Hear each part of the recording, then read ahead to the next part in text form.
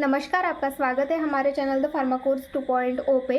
तो आज के इस वीडियो में हम देखने वाले हैं फार्मास्यूटिकल केमिस्ट्री के इम्पोर्टेंट एमसीक्यूज के बारे में। तो आइए स्टार्ट करते हैं।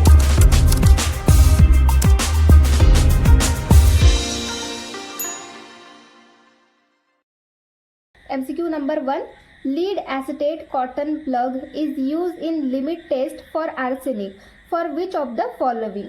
क्वेश्चन क्या है कि लीड एसीटेट कॉटन प्लग जो है वो यूज़ किया जाता है limit test for arsenic. Arsenic की जो लिमिट टेस्ट की जाती है उसमें lead acetate cotton plug use किया जाता है।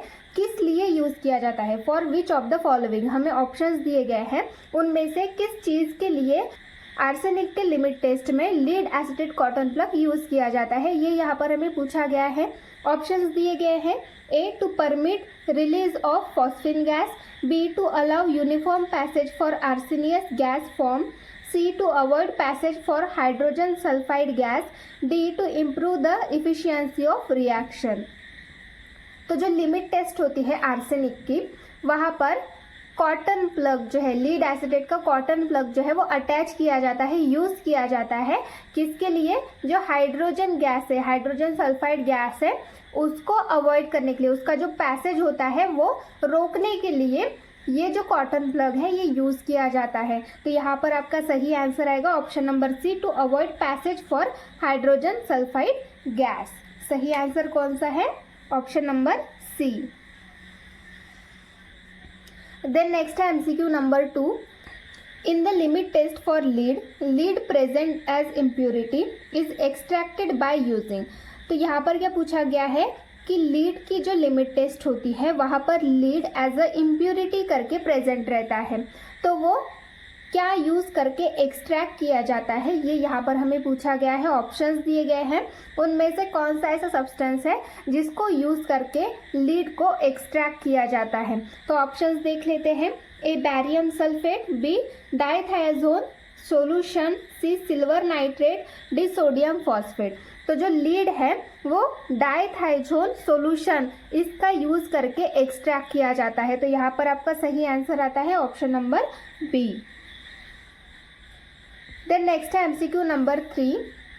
The limit test of sulfate has been based upon the precipitation of sulfate with which of the following. तो सल्फेट की जो लिमिट टेस्ट होती है वो किसके ऊपर बेस्ड होती है? Precipitation of sulphate.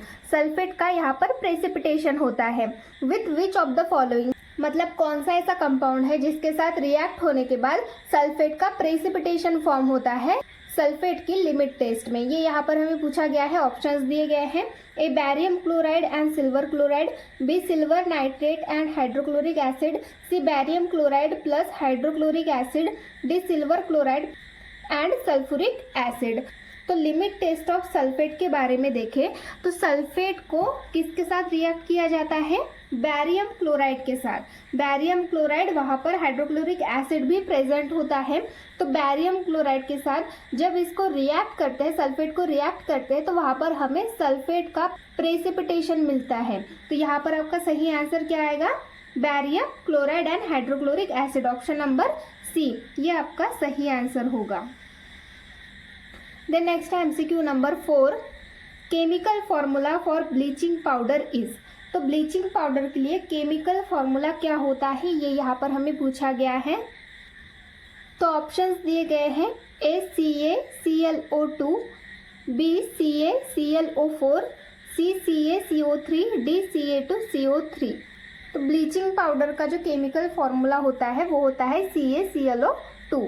तो यहाँ पर आपका ऑप्शन दिया गया है ऑप्शन नंबर ए, CaClO2, ये आपका सही आंसर होगा। ये फॉर्मूला है ब्लीचिंग पाउडर का। देन नेक्स्ट है MCQ number 5. IUPAC name of paracetamol is. तो पैरासीटामोल इस मेडिसिन का IUPAC नेम क्या है, ये यहाँ पर पूछा गया है। तो आपका आंसर है N4 हाइड्रोक्सीफिनिल एसिटामाइड। तो आपने पैरासीटामोल का स्ट्रक्चर देखा होगा जिसमें नाइट्रोजन होता है फर्स्ट पोजीशन पे और एक रिंग होती है जिसके फोर्थ पोजीशन पे हाइड्रोक्सी ग्रुप होता है। तो इसीलिए N4 हाइड्रोक्सीफिनिल और एसिटामाइड। तो इस तरीके से ये IUPAC नेम हो गया पैरासीटामोल का। देन नेक्स्ट है MCQ number 6. Name any 2 indicators use in acid base titration. तो एसिड बेस टाइट्रेशन में यूज़ किए जाने वाले कोई भी 2 इंडिकेटर्स हमें यहाँ पर पूछे गए हैं। तो आपके आंसर्स दिए गए हैं, ए मिथिल ऑरेंज, बी फिनोफ्थैलिन। ये 2 इंडिकेटर्स जो है वो एसिड बेस टाइट्रेशन में यूज़ किए जाते हैं।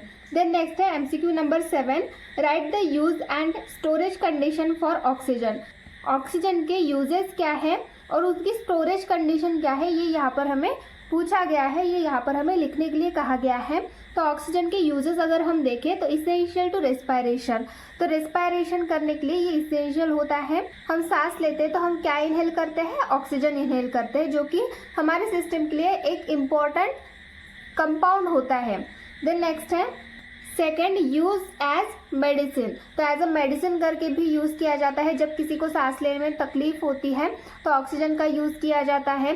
जैसे कोविड-19 आया था तो उस टाइम पे ऑक्सीजन का यूज़ किया गया था, तो ये एज अ मेडिसिन करके भी यूज़ करते हैं। देन नेक्स्ट है स्टोरेज कंडीशन। स्टोरेज कंडीशन देखिए, stored in oxygen cylinder made of steel and aluminium alloys.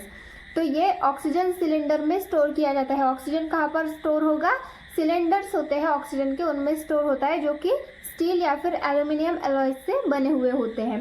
तो ये इनकी स्टोरेज कंडीशन हो गई और यूजेस हो गए। देन नेक्स्ट है एमसीक्यू नंबर 8, डिफाइन एंटीऑक्सीडेंट्स। तो एंटीऑक्सीडेंट्स की यहाँ पर हमें डेफिनेशन पूछी गई है। तो यहाँ पर डेफिनेशन देख लेते हैं। Molecules which are capable of inhibiting the oxidation of other molecules are called as antioxidant। तो ऐसे मॉलिक्यूल्स जो कि कैपेबल होती है किसके लिए, इनहिबिटिंग द ऑक्सीडेशन, जो ऑक्सीडेशन की प्रोसेस होती है अदर मॉलिक्यूल्स की, उसको इनहिबिट करने के लिए, रोकने के लिए जो मॉलिक्यूल्स कैपेबल होते हैं, ऐसे मॉलिक्यूल्स को हम एंटीऑक्सीडेंट्स बोलते हैं। तो ये एंटीऑक्सीडेंट्स की डेफिनेशन हो गई। देन नेक्स्ट है MCQ number 9, state any 2 ideal properties of antioxidants. तो एंटीऑक्सीडेंट्स के कोई भी 2 आइडियल प्रॉपर्टीज यहाँ पर हमें पूछे गए हैं। आंसर्स देख लेते हैं। 1, हाइड्रोजन डोनर, ये हाइड्रोजन डोनेट करते हैं। सेकेंड, एंजाइम इनहिबिटर्स, ये एज अ एंजाइम इनहिबिटर की तरह भी काम करते हैं। तो ये 2 इसके आइडियल प्रॉपर्टीज हो गए, एंटीऑक्सीडेंट्स के आइडियल प्रॉपर्टीज हो गए। देन नेक्स्ट है MCQ number 10, state any 2 official compounds of ion.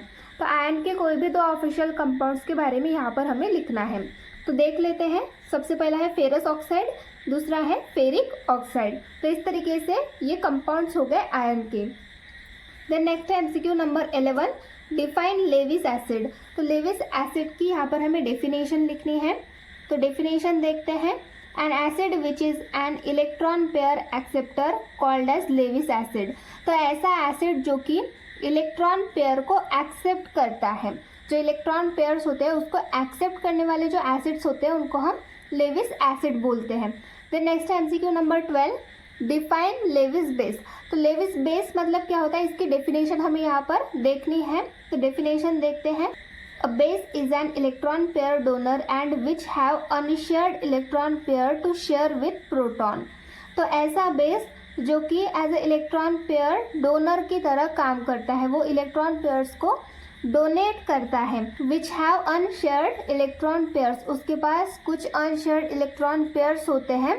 To share with proton, proton के साथ शेयर करने के लिए उसके पास कुछ अनशेयर इलेक्ट्रॉन पेयर्स होते हैं। तो ये क्या करता है, इलेक्ट्रॉन्स को डोनेट करता है, इलेक्ट्रॉन पेयर को ये डोनेट करता है। तो ऐसा जो बेस होता है उसको हम बोलते हैं लेविस बेस। तो इस तरीके से ये डेफिनेशन हो गई लेविस बेस की। तो इस तरीके से ये कुछ एमसीक्यूज थे फार्मास्यूटिकल केमिस्ट्री के। ऐसे ही और एमसीक्यूज के लिए हमारे चैनल से जुड़े रहिए। Thank you.